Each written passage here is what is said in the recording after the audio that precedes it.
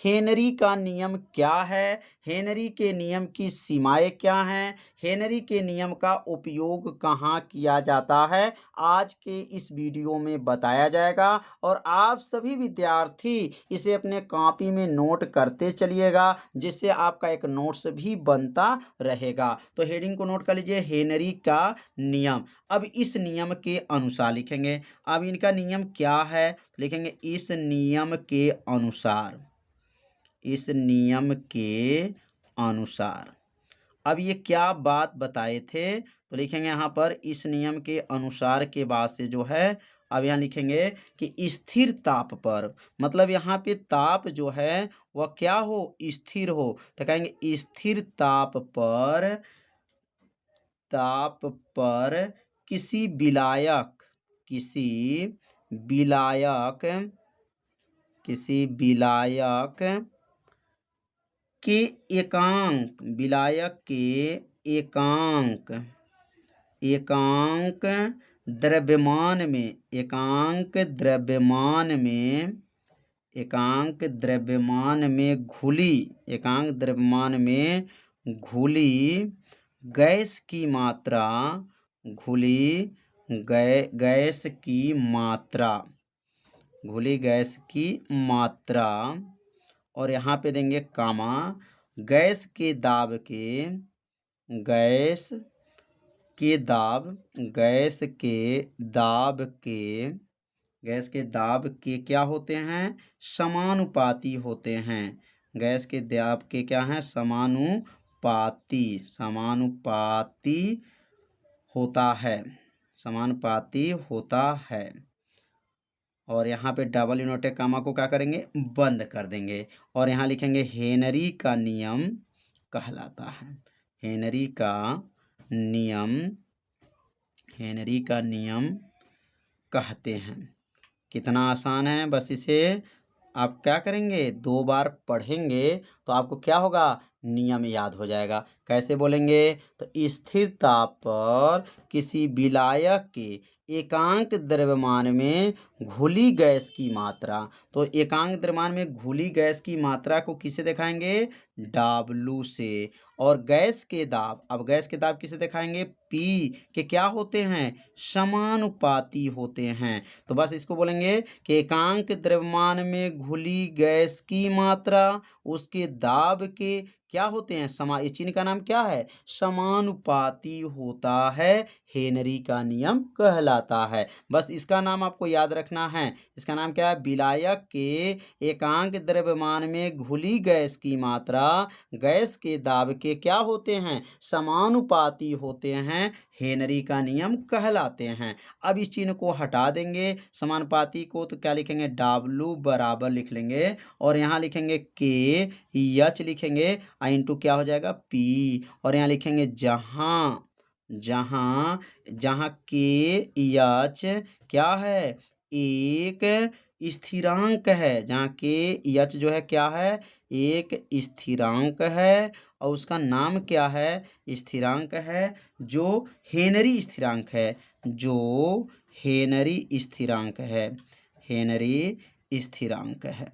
कितना आसान है, बस थोड़ा सा आपको ध्यान देना है, परिभाषा क्या होगा? याद हो जाएगा। तो अब यहाँ पे लिखेंगे, अब यहाँ पे इसको या कर लेंगे। या का मतलब यह हुआ कि इसको आगे लिखेंगे, किसको? के एच इंटू क्या हो जाएगा यहाँ पर? पी बराबर क्या है? W है। अब यहाँ पे अगर के एच बराबर लिखना चाहते हैं तो के एच किसके बराबर होगा? तो W बटा क्या हो जाएगा? P के बराबर हो जाएगा। तो यहाँ पे याद रखेंगे कि के एच किसके बराबर है? W बटा जो है क्या है? P के बराबर हैं। क्योंकि इसी सूत्र के सहायता से क्या करेंगे? न्यूमेरिकल को हल करेंगे। तो हेनरी का नियम जो है आप लोग अच्छे से समझ लिए होंगे, बस थोड़ा सा ध्यान देना है, इसी में ये नियम छिपा हुआ है। अब हम लोग लिखेंगे हेनरी के नियम की सीमाएं। अब यहाँ लिखेंगे हेनरी के नियम की सीमाएं, हेनरी के नियम के सीमाएं, नियम की सीमाएं।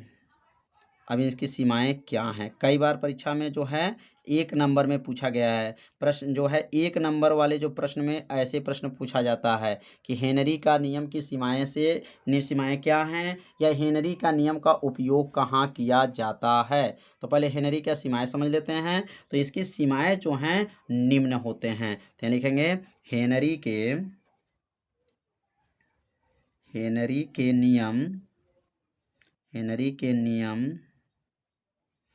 की सीमाएं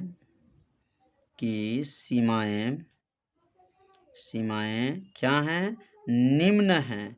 अब निम्न का मतलब क्रमशः नीचे 1 2 करके बताया जाएगा। अब पहला सीमाएं क्या हैं, तो यहाँ पहला लिखेंगे, और पहला लिखेंगे कि गैस का दाब बहुत ऊंचे नहीं होना चाहिए। मतलब इसकी सीमा क्या होती हैं, तो गैस का दाब जो है बहुत ऊंचे नहीं होना चाहिए। तो लिख लेंगे गैस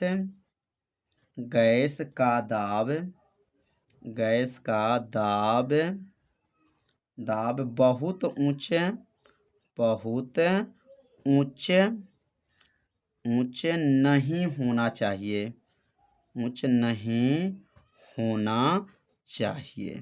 तो पहला जो है समझ में आ गया होगा क्या है, तो कहेंगे गैस का दाब बहुत ऊंचे नहीं होना चाहिए। दूसरा इसकी सीमाएं क्या हैं, तो लिखेंगे ताप बहुत कम नहीं होना चाहिए। मतलब जो टेम्परेचर है वह कम नहीं होना चाहिए। किसके नियम में, हेनरी के नियम में। तो लिखेंगे ताप बहुत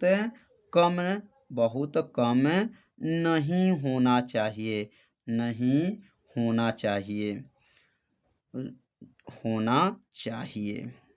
कितना आसान है। तो कहेंगे गैस का दाब बहुत ऊंचा नहीं होना चाहिए और ताप बहुत कम नहीं होना चाहिए। तीसरा इसकी सीमाएं क्या हैं, तो लिखेंगे विलायक गैस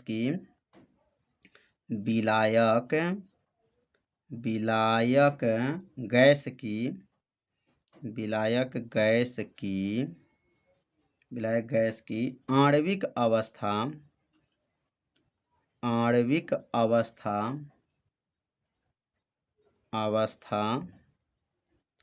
नहीं बदलना चाहिए।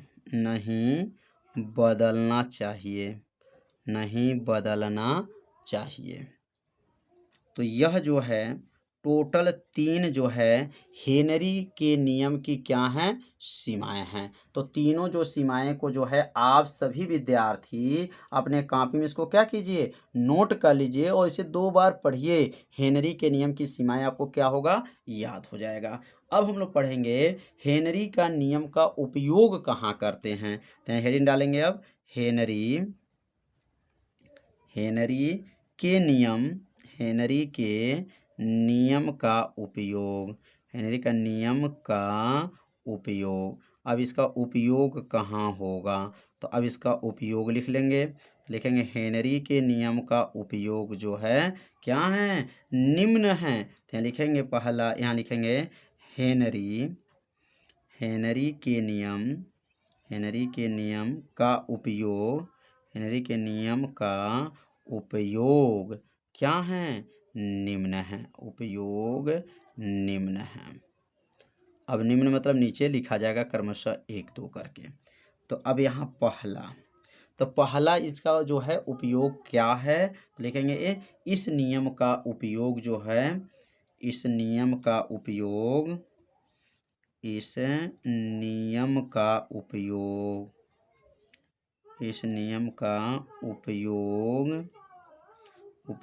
क्या होता है, सॉफ्ट जो ड्रिंक होते हैं या कोल्ड ड्रिंक होते हैं, तो सॉफ्ट ड्रिंक बनाने में किया जाता है।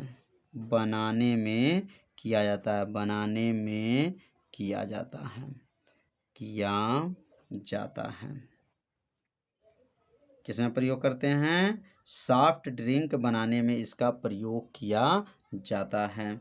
दूसरा उपयोग याद रखेंगे, गहरे समुद्र में। क्या लिखेंगे, गहरे समुद्र में गोताखोर गहरे समुद्र में गोताखोर शोषण, शोषण मतलब सांस के लिए, शोषण के लिए क्या होते हैं, ऑक्सीजन और हीलियम का मिश्रण दिया जाता है। ऑक्सीजन तथा हीलियम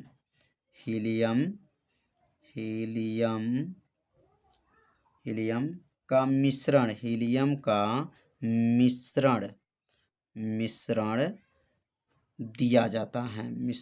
दिया जाता है।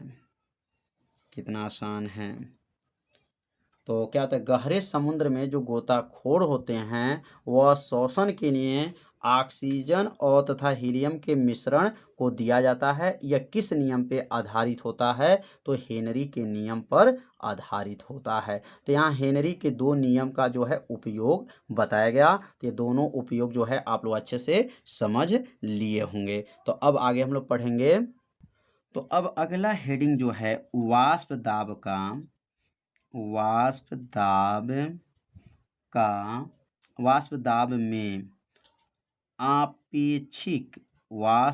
में आपेक्षिक औनमन।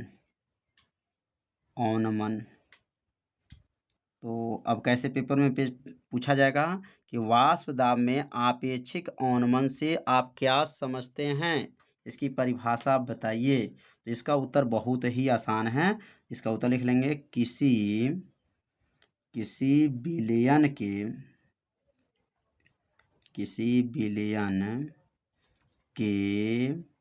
वाष्प दाब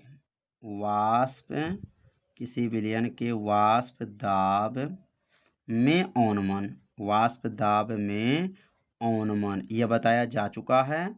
यदि उस भाग का वीडियो नहीं देखे होंगे वाष्प दाब का औनमन, तो प्लेलिस्ट में वीडियो है, वहां से जाकर के वीडियो को जरूर देख लीजिए। तो क्या लिखेंगे, वाष्प दाब में औनमन तथा विलायक के वाष्प दाब के अनुपात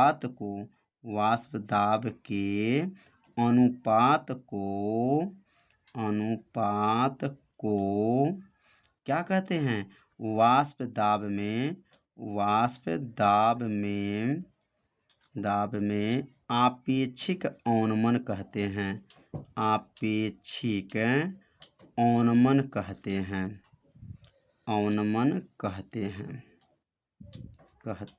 कितना आसान है, बस थोड़ा सा ध्यान देना है, परिभाषा को क्या होगा, याद हो जाएगा। अब यहाँ लिखेंगे वाष्प दाब में आपेक्षिक औनमन।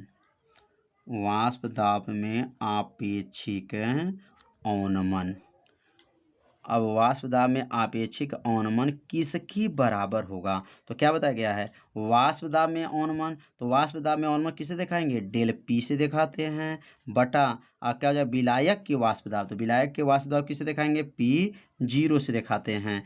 और क्या है, इसका नाम पहले बोल देंगे और इसका नाम बोल देंगे अनुपात, ये बटा को क्या कहते हैं, अनुपात। तो परिभाषा किसका बन जाएगा, वाष्प दाब में आपेक्षिक औनमन का परिभाषा हो जाएगा। तो कैसे बनेगा, कहेंगे वाष्प दाब में औनमन और विलायक के वाष्प दाब के अनुपात को वाष्प दाब में आपेक्षिक औनमन कहते हैं। अब डेल पी किसके बराबर है, तो डेल पी बताया जा चुका है, P0 माइनस PS के बराबर है। अब बटा नीचे क्या है, P0 हो जाएगा। तो ये किसका सूत्र बन गया, वाष्प दाब में आपेक्षिक औनमन का यह सूत्र बन गया। तो परिभाषा कैसे बनाया गया है, बस सूत्र में इसका परिभाषा क्या है, छिपा हुआ है। सूत्र आपको याद है तो परिभाषा इसका क्या कर सकते हैं, बना सकते हैं। तो इस परिभाषा को आप सभी विद्यार्थी अपने कॉपी में जरूर इसको नोट कर लीजिए और 2 बार पढ़िए, परिभाषा आपको क्या होगा,